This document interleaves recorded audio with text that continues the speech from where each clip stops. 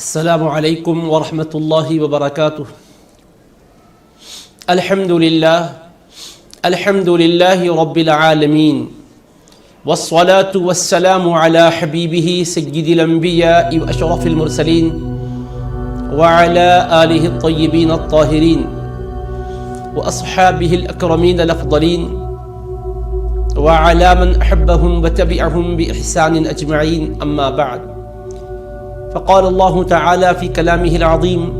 أعوذ بالله من الشيطان الرجيم، بسم الله الرحمن الرحيم، إن أفضل بيت وضع للناس للذي ببكة مباركا وهدى للعالمين فيه آيات بينات مقام إبراهيم ومن دخله كان آمنا ولله على الناس حج البيت من استطاع إليه سبيلا ومن كفر فإن الله غني عن العالمین۔ ناظرین کرام، اللہ رب العزت نے جن خوش نصیبوں کو، سعادت مندوں کو حج بیت اللہ اور ادائی عمرہ کے شرف سے مشرف فرمانے کے لیے یاد فرمایا ہے، انہیں ہر لمحہ اپنے پروردگار کے اس فضل و کرم پر شکر گزار رہنا چاہیے کہ وہ بیت اللہ شریف ادائی حج و عمرہ کے لیے جا رہے ہیں اور مدینہ منورہ نبی کریم صلی اللہ تعالیٰ علیہ وآلہ وسلم کے پاس صلاۃ و سلام عرض کرنے کے لیے جا رہے ہیں۔ حج بیت اللہ کی سعادت سے مشرف ہونے والوں کو مختلف قسم کی باتیں بطور تربیت کی سمجھائی اور بتلائی جاتی ہے۔ من جملہ ان کے مناسک ہیں، احکام ہیں، آداب ہیں، طور طریق ہیں۔ علاوہ ازیں ان کے پیش نظر حج کا پیغام بھی ہونا چاہیے کہ آخر حج سے ہمیں کیا درس ملتا ہے، کیا سبق ملتا ہے، اور ہم زندگیوں کو اس کی روشنی میں کیسے گزاریں۔ چنانچہ اللہ رب العزت کے ارشاد کو پہلے سامنے رکھیں، فرماتا ہے: ان اول بیت وضع للناس للذی ببکۃ مبارکا وہدی للعالمین۔ بے شک روئے زمین پر سب سے پہلا گھر جو بنایا گیا، وہ مقدس گھر وہ ہے جو مکہ مکرمہ میں تعمیر کیا گیا ہے، وہ اللہ کا گھر ہے، بیت اللہ شریف ہے، برکتوں کا سرچشمہ ہے، تمام جہانوں کے لیے مرکز ہدایت ہے۔ اس میں روشن نشانیاں ہیں، بطور خاص مقام ابراہیم ہے، اور جو اس میں داخل ہو گیا وہ امن والا ہو گیا۔ اللہ کی رضا کے لیے اور اللہ کی خوشنودی کے لیے اللہ کا حق ہے اس کے ان بندوں پر جو اس تک پہنچنے کی استطاعت رکھتے ہیں کہ وہ حج کیا کریں، اور جو اس کا انکار کر بیٹھے تو بے شک اللہ تمام عالموں سے بے نیاز ہے۔ اب یہاں پر جس نقطے کی طرف میں آپ کی توجہ مبذول کروانا چاہتا ہوں وہ یہ ہے: ان اول بیت وضع للناس للذی ببکۃ مبارکہ۔ بے شک سب سے پہلا وہ گھر جو لوگوں کے لیے بنایا گیا، وہ گھر وہ ہے جو مکہ مکرمہ میں ہے۔ للذی ببکۃ مبارکہ، مکہ مکرمہ میں ہے، وہ برکتوں والا ہے اور ہدایت کا سرچشمہ ہے تمام عالموں کے لیے۔ تو اب آپ مناسک کے حج کے بارے میں معرفت اور جانکاری حاصل کر چکے ہیں، تو اب یہ بھی سمجھیں کہ آپ کو کیا اسباق اور دروس وہاں سے حاصل کرنے ہیں اور زندگی میں اس کو نافذ اور جاری کرنے ہیں۔ تو پہلی بات تو یہ ہے کہ یہ ندائے خلیل اللہ پر آپ جا رہے ہیں، اور یہ مکہ مکرمہ کی پاکیزہ سرزمین پر جس رشد و ہدایت کے مرکز میں آپ جا رہے ہیں، وہ رشد و ہدایت کا مرکز بنا کیسے؟ اللہ تبارک و تعالیٰ نے سیدنا ابراہیم خلیل اللہ علیہ السلام کو بہت آزمائشوں میں ڈالا۔ ارشاد ہے: وَإِذِ ابْتَلَىٰ إِبْرَاهِيمَ رَبُّهُ بِكَلِمَاتٍ فَأَتَمَّهُنَّ۔ اور یاد کیجئے جب کہ ابراہیم علیہ السلام کو ان کے پروردگار نے چند باتوں سے آزمایا، اور وہ ساری آزمائشوں میں مکمل طور پر اترے اور انہوں نے کامیابی حاصل کی۔ امتحان رب نے لیا، نتیجہ بھی رب نے سنایا کہ رزلٹ یہ ہے کہ انہوں نے ان ساری باتوں کو پورا کر دکھلایا۔ فَأَتَمَّهُنَّ قَالَ إِنِّي جَاعِلُكَ لِلنَّاسِ إِمَامًا۔ تو اللہ نے فرمایا بے شک میں آپ کو تمام انسانوں کا مقتدی بنانے والا ہوں۔ تو آپ دیکھیں کہ اتنا بڑا مقام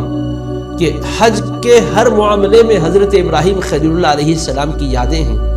حضرت اسماعیل ذبیح اللہ علیہ السلام کی یادیں ہیں، حضرت سیدتنا بی بی ہاجر رضی اللہ تعالی عنہا و سلام اللہ علیہا کی یادیں ہیں۔ تو ان یادوں میں ہمارے لیے کیا سبق ہے کہ دیکھیے امتحان کیسے سخت انداز سے ان کے ہوئے، تو ہم بھی اپنے رب کی بارگاہ میں اطاعت و بندگی کا سچا جذبہ لے کر آئیں کہ امتحانات سے ان کو گزارا تو انہوں نے ہر موقع پر کہا لبیک مولا ہم حاضر ہیں تیرے دربار میں۔ حضرت ابراہیم علیہ السلام کو اللہ تبارک و تعالیٰ نے ترک وطن کے ذریعے سے آزمایا، اللہ کی رضا کی خاطر انہوں نے وطن کو ترک کیا۔ اللہ تبارک و تعالیٰ نے آتش نمرود کے ذریعے سے امتحان لیا تو بے خطر اپنے آپ کو انہوں نے اس کے حوالے کیا، اس امتحان میں کامیاب ہوئے۔ اور پھر پیرانہ سالی میں بڑی عمر میں اللہ نے صاحبزادہ عنایت فرمایا۔ پھر حکم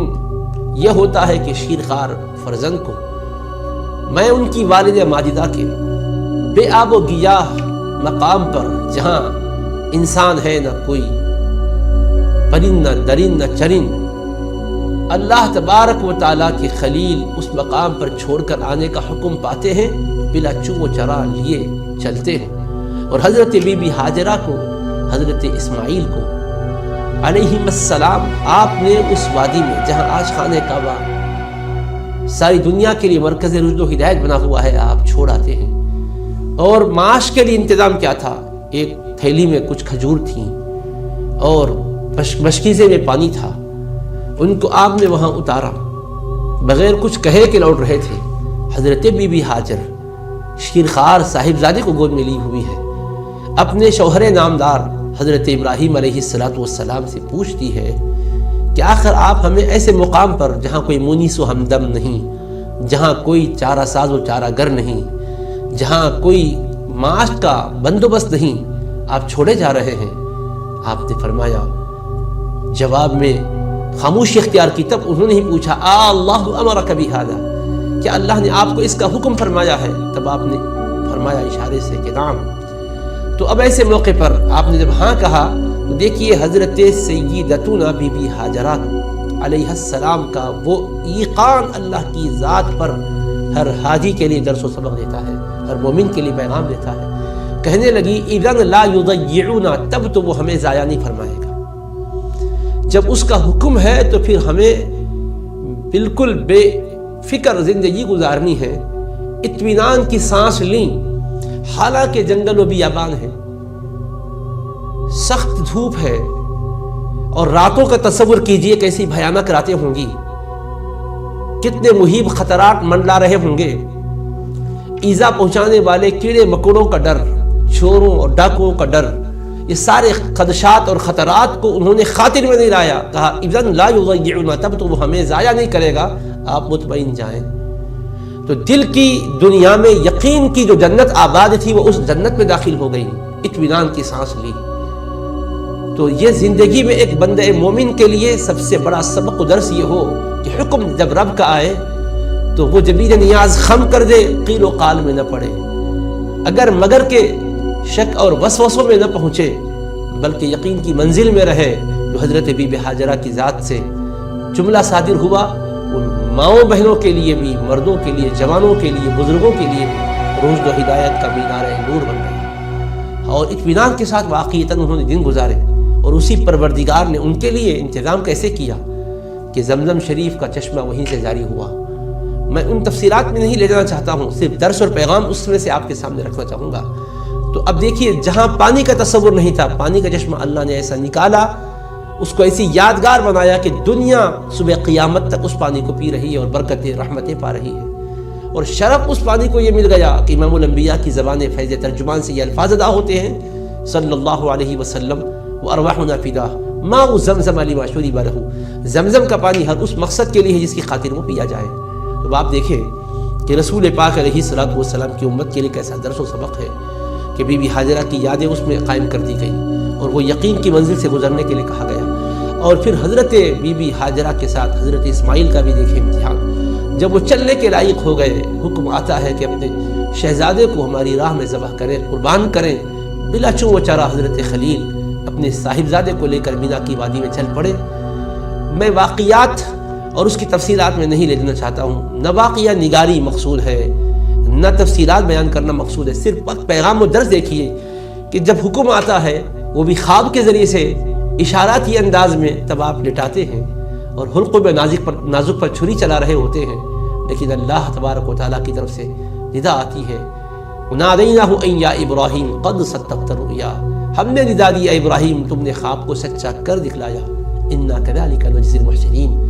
بے شک ہم نیکوکاروں کو ایسا ہی صلہ دیتے ہیں، مخلصین کو ایسی ہی جزا عطا کرتے ہیں۔ اور اللہ نے ان کی یاد کو باقی رکھ دیا، اور قیامت تک آنے والوں کے لیے اس یاد کو باقی رکھنے کے لیے قربانی کو مقرر فرمایا۔ دمبے کی قربانی یہ دراصل وہ یاد دلانے والی ہے۔ تو حجاج جب مینا کی وادیوں میں پہنچ کر جمرے کی رمی کرنے کے بعد 10 تاریخ کو قربانی دیتے ہیں تو ان کے سامنے یہ منظر ہونا چاہیے کہ ہم کو ہر خواہش کی قربانی اللہ کی رضا کے لیے دینی ہے۔ جمرات پر جب رمی کر رہے ہوتے ہیں تو یہ خیال ہو کہ ایک علامتی میں جمرے پر رمی کیا کر رہا ہوں، دراصل اللہ اس کے رسول کے احکام کے خلاف ہر جذبے پر رمی کر رہا ہوں، اور میں یہ فیصلہ کر رہا ہوں کہ میرے اللہ شیطان نے نفس نے مجھ کو ورغلا کر تباہ و تاراج کر دیا، اب میں وعدہ کرتا ہوں کہ میں اس کی راہ پر نہیں چلوں گا، میں حضرت نبی پاک علیہ السلام کی اتباع میں زندگی گزاروں گا، حضرت خلیل اللہ کو اسوہ بناؤں گا، حضرت بی بی حاجرہ کو اسوہ بناؤں گا، اور اس اسوے کو جو ہمارے آقا نے اپنا اسوہ بنا کر ہمیں ہدایت دی ہے اس کے مطابق زندگی کو گزاروں گا۔ یہ عہد و پیمان لے کر آنا چاہیے۔ تو یہ اطاعت اور انقیاد کا جذبہ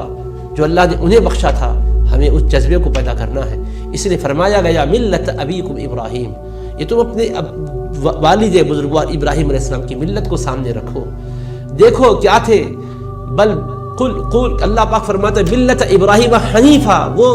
ابراہیمی ملت کو اپناؤ، سب سے کٹ کر اللہ کے ہو رہے۔ جب کہا کہ یا اللہ میں نے تیری بارگاہ میں سر جھکا لیا، تو حضرت ابراہیم علیہ السلام نے ہر خیال کو دل سے نکالا، ہر خیال کو ذہن سے نکالا، اپنے ذہن و دماغ کی ساری توانائیوں کو اپنے رب کی بارگاہ میں چکا دیا، اور اس کے سوا کوئی شے یاد نہ رہی۔ تو دیکھو پھر کیسی کامیابیاں ہوں گی۔ رزق کے اسباب کوئی تصور بھی کر سکتا تھا کہ جس جگہ کوئی انسان رہنے بسنے کا کوئی اس کا انتظام نہ تھا، آج دنیا کشا خانے کعبہ کو جا رہی ہے، وہاں پر جا کھانے کے لیے کوئی غذائی اجناس کا بندوبست نہ تھا، ارے پینے کے لیے اس مشکیزے کے سوا پانی کا بندوبست نہ تھا، آج وہی کا پانی دنیا کو سیراب کر رہا ہے، ساری غذائی اجناس موجود ہے، پوری دنیا کشا آتی ہے، کوئی بھوکا پیاسا آپ کو نظر نہیں آئے گا، کوئی پریشان حال نظر نہیں آئے گا، اور دنیا کو امن و سلامتی کا ایسا مرکز بتا دیا گیا ہے کہ دعا مانگی تھی کہ یا پروردگار اس شہر کو امن کا مرکز بنا دے، رب اجعل ھذا بلدا آمنا، پروردگارا اس کو امن کا شہر بنا دے، رب اجعل ھذا البلد آمنا، اس شہر کو امن کا مرکز بنا دے۔ آج بتائیے کتنا امن و سکون ملتا ہے انسانیت کو۔ انسانیت جب رنج و غم سے رنجور ہو کر پہنچتی ہے، اس مقدس سرزمین پر جانے کے بعد فکر و سوچ میں امن آ جاتا ہے، ذہن و خیال میں امن آ جاتا ہے، جان کو روح کو تسکین ملتی ہے، کیوں نہ ملے۔ رب کریم نے فرمایا ومن دخلہ کان آمنا، جو اس میں داخل ہو گیا وہ امن والا بن گیا۔ تو وہ امن کا مقام، تو جب امن والے بن چکے تو یہ عارضی امن اپنے حد تک نہ رکھے، امن و امان کو پھیلانے والے بن جائے۔ تو یہ ہے اس کے وہ دروس جس کے ذریعے سے ہم زندگیوں کو چمکا سکتے ہیں۔ ہم مکہ مکرمہ میں پہنچے، ہم نے خانہ کعبہ کا طواف کیا، اس کے ارد گرد ہم نے چکر کاٹے، ہم نے کعبے کے ارد گرد چکر کاٹ کر ہم نے کیا سبق سیکھا؟ اے اللہ، اس میں کوئی عقلی وجہ تو سمجھ میں نہیں آتی ہے کہ ایک بے سلوا لباس تیرا بندہ پہنا ہوا دیوانے کی طرح تیرے گھر کے ارد گرد گھوم رہا ہے، کہیں ٹھہرنے کا حکم میں ٹھہر رہا ہے، کہیں تیز چل رہا ہے، کہیں استلام کر رہا ہے۔ یہ ساری ادائیں محبت کی غمازی کرتی ہے کہ دل کے اندر تیری محبت ہے، جسم تو تیرے گھر کے ارد گرد گھوم رہا ہے، مگر مولا تو یہ گھر وہ نہیں ہے جو تجھ کو سما سکے۔ مولا تو ساری کائنات کا خالق و مالک ہے، لا مکان والے کے لیے کوئی مکان کیا استقرار کی جگہ بن سکتا ہے، مگر فرمایا یہ جا رہا ہے کہ ایک مرکز کو ہم نے تمہارے لیے بنایا ہے، اس کے پاس اس طرف رخ کر کے تو نمازیں پڑھو، تو صرف 5 وقت کی نمازوں کے حد تک کعبے کی طرف رخ نہ رہے، ہمیشہ رب کعبہ کی طرف انسان متوجہ رہے۔ اس لیے حکم کیا آتا ہے فَلْيَعْبُدُوا رَبَّ هَذَا الْبَيْتِ الَّذِي أَطْعَمَهُم مِّن جُوعٍ وَآمَنَهُم مِّن خَوْفٍ۔ انہیں چاہیے کہ وہ اس گھر کے رب کی عبادت کریں جس نے خوف کی حالت سے انہیں امن عطا کیا، بھوک کی حالت سے ان کے لیے غذا اور خوراک کا بندوبست کیا، کھلایا پلایا، بھوکوں کو کھلایا، خوف کے ماروں کو امن و سلامتی عطا فرمایا۔ تو ضرورت اس امر کی ہے کہ اے بیت اللہ شریف کا قصد کرنے والوں، اے روضہ رسول کا قصد کرنے والوں، یہ نعمتوں برکتوں کو وہاں سے آپ پانے کے بعد زندگیوں کو اپنی ایسے بنائیں کہ واقعتاً حج کرنے والے کو دیکھیں تو ایک زندگی اس کی لوگوں کے لیے رشد و ہدایت کی زندگی بن جائے کہ کیا پاکیزہ شخص ہو گیا، بول پر کنٹرول ہے، اپنے معاملات میں کتنا توازن ہے، اخلاق میں کتنی ملاطفت ہے، کتنی نرمی ہے، زبان میں کتنی حلاوت ہے، گفتگو میں کتنی مٹھاس ہے، خلق کتنے احسن اور افضل ہے اس کے، یہ چیزیں ہمارے اندر پیدا ہونی چاہیے۔ اور آپ دیکھیے ایک ہی لباس میں ہر کوئی وہاں اللہ کے دربار میں لبیک کی صدائیں بلند کر رہا ہے۔ کوئی وقت کا بادشاہ بھی ہے تو وہ بھی وہی بے سری ہوئی دو چادروں میں ہے، اگر کوئی وزیر ہے وہ بھی اسی چادر میں ہے، کوئی امیر ہے وہ بھی اسی چادر میں ہے، کوئی فقیر ہے وہ بھی اسی چادر میں ہے، کوئی علامۃ الدار ہے تو وہ بھی اسی چادر میں ہے، اسی لباس میں ہے، بے سری ہوئی دو چادروں میں ہے۔ کوئی اگر جاہل و اجہل ہے تو وہ بھی وہی بے سری ہوئی دو چادروں میں ہے۔ تو بتایا جا رہا ہے کہ یہ انسان ہر وقت تو اپنے مختلف قسم کے لباس کو پہنتا رہا، لیکن اس لباس کو پہننے کے بعد تیرے دل کا حال کیا ہوتا ہے؟ ہر آدمی محسوس کرتا ہے کہ مجھے اپنی حقیقت کا اندازہ اب ہوا کہ میں کیا ہوں۔ اور یہ یقیناً احرام کی چادریں ہمیں موت کی یاد دلا دیتی ہے کہ آج ہم نے اپنی مرضی سے ان چادروں کو پہنا ہے، ایک وقت آئے گا ہمارے جسم سے لباس اتارا جائے گا اور ہمیں ایسی ہی بے سری چادروں میں لپیٹ دیا جائے گا، اور آج ہمیں ہوائی جہاز میں بٹھا کر خدا حافظ کر دیا گیا، ایک دن ڈولے میں بٹھایا جائے گا، جنازے میں ہمیں لٹایا جائے گا، اور پھر چاروں لوگ کندھا دیں گے، پھر قبر میں اتار کر ہمیں خدا کے فضل و کرم کے حوالے کر دیں گے۔ تو یہ مناظر اس منظر کو یاد دلانے والے ہیں، سارے کے سارے ایک ہی دربار میں اور ایک ہی میدان میں ٹھہرے ہیں، اور کوئی کسی کو کسی شے کا خیال نہیں ہے تو یہ کہ میرے رب سے مجھ کو بخشش کی خیرات مل جائے، رحمت کی سوغات مل جائے۔ اس کے لیے سب الحمدللہ آہ گزاری کر رہے ہیں، اللہ سے التجائیں کر رہے ہیں، معروضات کر رہے ہیں۔ تو اب یہ بھی ہمارے لیے سبق و درس ہے کہ آج عرفات کے میدان میں کھڑے ہیں، ایک دن ہمیں اسی طرح محشر کے میدان میں اللہ کے حضور کھڑا ہونا ہوگا، نفسا نفسی کا عالم ہوگا، کوئی کسی کا پرسان حال نہ ہوگا۔ اس محشر کو ہم فراموش نہ کریں۔ تو یہ ہمیں محشر کے منظر کو بھی یاد دلاتا ہے، زمزم کا پینا آب کوثر کو یاد دلاتا ہے، اور مینا کی وادیوں سے گزرنا اور مزدلفہ میں رات گزارنا، یہ ساری اللہ کی معرفت کی اور اللہ تبارک و تعالیٰ کی ذات تک پہنچنے کے لیے وسیلے بننے والے مقامات ہیں، اور ان کے ذریعے سے بندہ واقعتاً یہ ساری چیزوں کو غور کرے، زندگی میں انقلاب آئے گا۔ رسول رحمت علیہ السلام اپنے صحابہ کرام کے ساتھ یہ سارے مراحل سے گزرے، کہ جب قربانی کا وقت آیا حضور نبی کریم علیہ السلام نے قربانی دی۔ عجیب انداز ہے، آپ ہم غلاموں کے لیے تو آسانی کر دیے کہ تمتع اور قران کی قسم سے جو حج کر رہا ہے ایک دمبے کی قربانی دے، حج افراد والا مستحب ہے کہ قربانی دے، اور نبی کریم علیہ السلام خود جو قربانی دیے ہیں، اور اگر بڑے جانور اونٹ میں قربانی دینا ہے تو 7 لوگ مل کر قربانی دے سکتے ہیں، لیکن نبی کریم علیہ السلام نے خود 100 اونٹوں کی قربانی دی ہے اللہ کی راہ میں۔ 63 کو حضور نبی کریم علیہ السلام نے خود اپنے ہاتھ سے نہر کیا، اور باقی 37 حضرت سیدنا شیر خدا مولا علی رضی اللہ تعالیٰ عنہ کے سپرد کیا، انہوں نے ان کو نحر کیا۔ حدیث پاک میں آتا ہے اللہ کے رسول علیہ السلام جب نحر فرمانا چاہتے تھے، جانور قطار میں ٹھہرے ہوئے تھے، اونٹوں کا عالم یہ ہے، نبی کریم علیہ السلام قصد کر کے جب ان کی طرف بڑھنا چاہتے تھے تو وہ جانوروں کا عالم تھا، فَتَفِقْنَا يَزْدَلِفْنَا إِلَيْهِ بِأَيَّتِهِنَّ يَبْدَوْا، خود اونٹ ایک دوسرے کے مقابل میں آگے بڑھ کر حضور کے قریب آ رہے تھے کہ پہلے حضور ہمیں نحر کیجیے، پہلے ہمیں خدا کے نام پر قربان کیجیے۔ تو اس سے ایک احساس پیدا ہوتا ہے کہ دیکھو جانور بھی پہچانتا ہے کہ سامنے اللہ کے نبی کھڑے ہوئے ہیں، اور ان کے ہاتھوں سے نحر ہونا یہ میرے لیے شرف و سعادت کی بات ہے، اس لیے وہ لپک رہے ہیں، اس لیے وہ آگے بڑھ رہے ہیں۔ ہم تو کلمہ گو ہیں، ہمارا تو دین و ایمان نبی کریم علیہ السلام کی ذات سے جڑا ہوا ہے، آپ کے پیغام سے جڑا ہوا ہے۔ ہمارا حال کیا ہونا چاہیے؟ ہمیں تو بلایا جا رہا ہے پھر ہم کتراتے ہیں۔ جس طرح نمازوں کی وہاں پابندی ہے، تقیہ زندگی میں نمازوں کی پابندی ہو، جس طرح وہ قائد قانون کی زندگی گزار رہے ہیں، یہاں آنے کے بعد جہاں بھی پہنچے اسی قائد قانون کی زندگی گزاریں، کھانے میں حلال کھائیں، حرام سے بچیں، اور پینے میں بھی حرام مشروبات سے بچیں، زندگی کے ہر نشیب و فراز میں اللہ کو اس کے رسول کو یاد رکھیں، اللہ اس کے رسول کے احکام کے مطابق زندگی گزاریں۔ یہ درس ہے، یہ پیغام ہے ہمارے لیے۔ اور ہمارے نبی کریم علیہ السلام نے حجۃ الوداع کے موقع پر عرفات کے میدان میں جو خطبہ ارشاد فرمایا، اس پیغام کو کبھی نہ بھولیے۔ آج پوری دنیا پیاسی ہے اس پیغام کی، نبیوں کے سردار صبح قیامت تک کے احوال کو سامنے رکھ کر امت کی رہبری کر رہے ہیں، اور کیا فرماتے ہیں؟ یا ایھا الناس، اے لوگو۔ حالانکہ صحابہ موجود ہیں مگر حضور نے خطاب ناس کے نام پہ کہ لوگوں کہا، قیامت تک آنے والے لوگوں کو گویا مخاطب بنایا اپنے اس ارشاد کا، ان دماءکم اموالکم اعراضکم،